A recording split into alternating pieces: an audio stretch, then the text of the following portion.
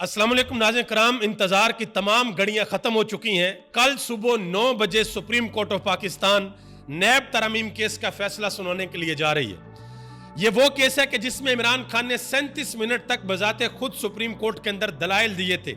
इस केस का जो भी फैसला आएगा उसके बाद गेम इंतहाई दिलचस्प मरहले के अंदर दाखिल हो जाएगी। DGISPR साहब ने जो प्रेस कॉन्फ्रेंस की, उस प्रेस कॉन्फ्रेंस के बाद इमरान खान ने डेला जेल के अंदर इंतहाई अहम गुफ्तगू की है और पाकिस्तानी कौम के नाम 8 सितंबर के जलसे से कबल एक अहम पैगाम जारी किया है।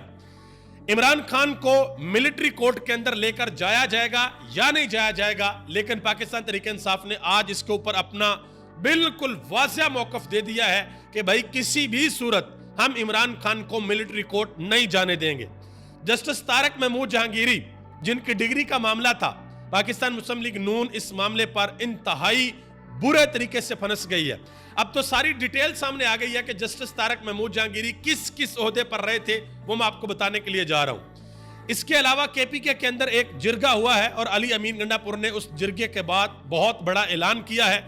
अख्तर मैंगल साहब, जिनके गोडे किटे पकड़ने की कोशिश की जा रही थी कि खुदा का वास्ता अपना इस्तीफा वापस लो, आज उन्होंने बिल्कुल वाज़ेह तौर पर ऐलान कर दिया है कि उनका आखिरी फैसला क्या है।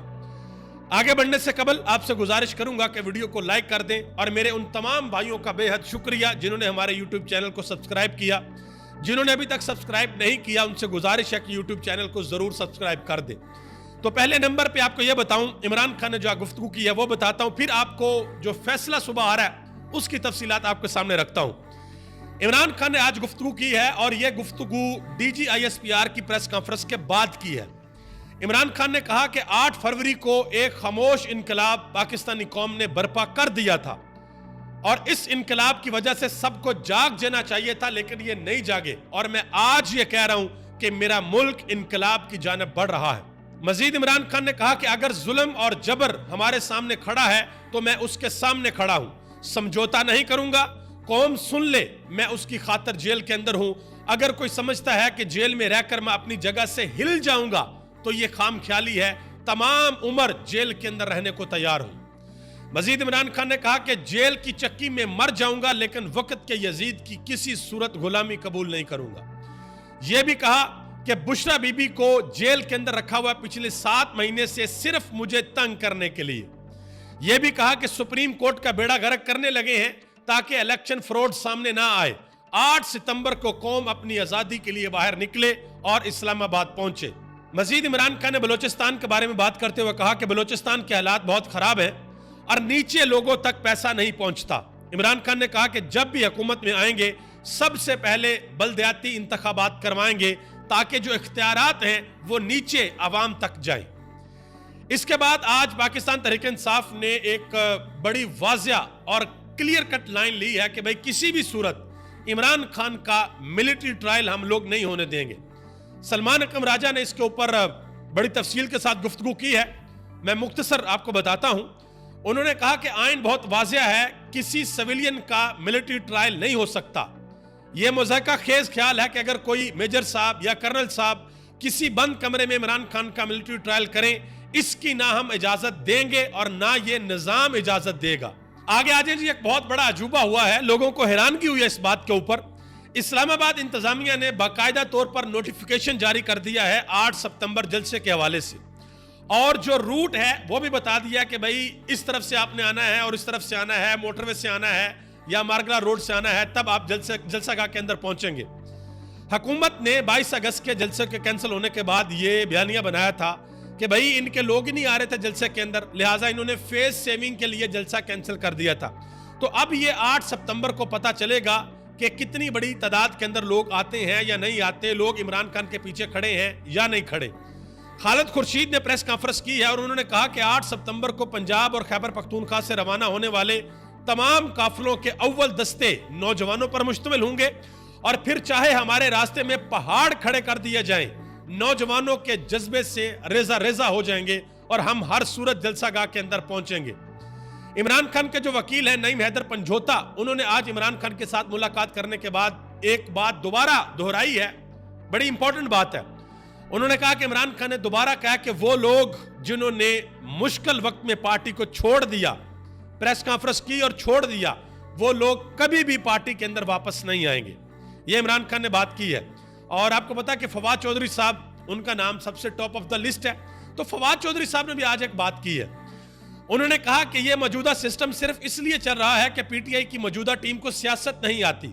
आज आप मौलाना फजल रहमान, हाफिज नईम, पीर पगारा, शाद खाकान अब्बासी के साथ मिलकर ऐलान करें कि हम धरना देंगे तो हुकूमत खत्म, कोई रोक नहीं सकेगा। ये फवाद चौधरी साहब कह रहे हैं। तो भाई ये तहरीक इंसाफ की लीडरशिप को पैगाम है कि भाई आपको सियासत करनी नहीं आती, आपको यानी कि दबंग अंदाज के अंदर धरने वगैरह देने नहीं आते। ये फवाद चौधरी साहब आपसे गिला कर रहे हैं। अलीमा खान और आलिया हमजा, उन्होंने भी आज प्रेस कॉन्फ्रेंस की। आलिया हमजा ने कहा कि पाकिस्तान में मौजूदा माओं को, बहनों को और बेटियों को बताना चाहती हूं कि अगर पाकिस्तान को बचाना है तो इमरान खान को वापस लाना होगा। उन्होंने कहा कि जब मैं जेल में गई, मेरी बेटियों ने मेरी कैंपेन चलाई, इमरान खान जेल गया, उनकी बहन सामने आई। यही हमारा खवातीन का, पाकिस्तान की खवातीन को पैगाम है कि पाकिस्तान पर मुश्किल वक्त आन पहुंचा है। सब खवातीन पाकिस्तान बचाने के लिए 8 सितंबर को निकल आए, ये आलिया हमजा ने कहा। अब आ जाए जी उस फैसले के ऊपर जिसका पूरी कौम शिद्दत के साथ इंतजार कर रही थी। नैब तरमीम केस, इसमें यह फैसला करना है कि जो तरमीम को 35-36 तरमीम है जो हुकूमत ने की थी, क्या वो बरकरार रहेंगी या नहीं रहेंगी। उसमें कहा गया था कि जी अगर कोई बैरून मुल्क जायदाद बनाता है और अपने बीवी बच्चों के नाम के ऊपर रखता है तो भाई कोई किसी को नहीं पूछ सकेगा। इस तरह की 35-36 अमेंडमेंट्स की थी, तरमीम की थी। तो इमरान खान सुप्रीम कोर्ट के अंदर चले गए थे। इमरान खान ने खुद जाकर 37 मिनट के दलाइल दिए। वीडियो कॉल पर इमरान खान सुप्रीम कोर्ट आए थे। तो सुबह इसका फैसला सुनाया जाएगा। सुबह 6 सितंबर है और 3 महीने बाद इसका फैसला सुनाया जाएगा इस केस का। इस केस का जो भी फैसला आएगा वो बड़ा दिलचस्प होगा, क्योंकि अगर फैसला इमरान खान के हक में आ जाता है तो जरदारी साहब, नवाज शरीफ साहब, शहबाज शरीफ साहब, हमजा शहबाज और मरियम नवाज, इन तमाम के केसेस खुल जाएंगे। और अगर फैसला इमरान खान के खिलाफ आता है तो जो इमरान खान के ऊपर तोशाखाना 2 केस बनाया हुआ वो फारग हो जाएगा, और जो 190 मिलियन पाउंड केस है ये भी तकरीबन 90% फारग हो जाएगा। तो दोनों सूरतों में फायदा इसका इमरान खान को होगा। आगे आ जाए जी, जो जस्टिस तारक महमूद जहांगीरी की डिग्री वाला केस था, शुएब शाहीन ने एक ऐसी बात बताई है कि आप कानों को हाथ लगाएंगे कि ये पाकिस्तान के अंदर हो क्या रहा। भाई शुएब शाहीन ने बताया है टीवी के ऊपर तलत हुसैन के शो के अंदर बैठकर, वहां पर बैरिस्टर अकील मलिक साहब भी बैठे हुए थे। उन्होंने कहा कि जस्टिस तारक महमूद जहांगीरी को मुस्लिम लीग नून की हुकूमत ने एडवोकेट जनरल बनाया, फिर उनको एडिशनल अटॉर्नी जनरल बनाया, फिर उनको डिप्टी प्रोसिक्यूटर जनरल बनाया और बाद में वो जज बने। तब इनकी सारी डिग्रियां कहां पर थी? तब ठीक थी, अब इनकी जाली हो गई है। उन्होंने कहा कि आपके पास इख्तियार है, जिसकी चाहे डिग्री जो है वो जाली कर दे। यह शुएब शाहीन ने कहा कि भाई वो बंदा जो पहले इतने अहम ओहदों के ऊपर रहा है और पिछले लंबे अरसे से इस्लामाबाद हाईकोर्ट का जज है, तो आपको आज पता लगा है कि भाई उसकी जो डिग्री है वो जाली है। आगे आ जाए, अली अमीर गंडापुर ने एक बड़ा अहम जिरगा किया है केपीके के अंदर, और आज उन्होंने कहा है कि अफगानिस्तान से प्रेस कॉन्फ्रेंस की है सबको साथ बैठाकर, और कहा है कि अफगानिस्तान से बातचीत की इजाजत दी जाए। इसके लिए इजाजत मांगी जो अभी तक नहीं मिली। इजाजत ना मिली तो कबायली अमायदीन को साथ लेकर अफगानिस्तान से अमन मुज़ाकरात करूंगा। खैबर पख्तूनख्वा का अमन अफगानिस्तान में अमन से जुड़ा है। ये अली अमीर गंडापुर ने जिरगे के बाद प्रेस कॉन्फ्रेंस की है, उसमें ऐलान किया है। हामिद मीर साहब ने एक बहुत बड़ा इंकशाफ किया है। उन्होंने कहा कि सरदार अख्तर मैंगल के बाद बलूचिस्तान के और भी बहुत बड़े बड़े सियासतदान पार्लिमानी सियासत को छोड़ने का ऐलान करने वाले हैं। और सरदार अख्तर मैंगल साहब ने खुद भी एक काफी लंबा चौड़ा ट्वीट कर दिया, जिसमें उन्होंने कहा कि भाई मुझे जो मैंने इस्तीफा दिया था, सब इनकार कर रहे हैं कि इस्तीफा वापस लो, लेकिन मेरा फैसला जो था वो अटल फैसला। तो उन्होंने, ये आप देख सकते हैं, एक लंबा चौड़ा ट्वीट जो है वो उन्होंने किया, जिसके आखिर में उन्होंने कहा कि मैं पाकिस्तान में नहीं था और खुद को इस बोझ से निजात दिलाने के लिए आया हूं जो महीनों से मेरे ऊपर था। अब मैं आज़ाद हूं, उम्मीद है कि बाकी लोग भी जल्द इस हकीकत का इदराक कर लेंगे, इससे पहले बहुत देर हो जाए। मैं अब परवाज में हूं, अलविदा पार्लियामेंट, शायद हम इस वक्त मिलें जब कानून की हुक्मरानी कायम हो। ये उन्होंने ट्वीट किया है। और आखिर में एक चीज़ आपको बताता चलूँ, वो लोग जिनको बड़ी परेशानी है, जो बेचारे अफसुर्दा हैं कि बांग्लादेश की टीम पाकिस्तान आई और पाकिस्तान आकर वो हमें वाइट वॉश कर चली गई, तो इस वक्त पाकिस्तान की जो टेस्ट रैंकिंग है वो पिछले 50 साल में सबसे कम सतह पर आ गई है। और गालिबन ये पाकिस्तान की पार्लियामेंट के अंदर भी बात हुई है और मरियम औरंगजेब की जो वालदा हैं उन्होंने कहा जी हमारी टीम को क्या हो गया, वो पुराने खिलाड़ी वापस लेकर आओ जिससे टीम जीती थी।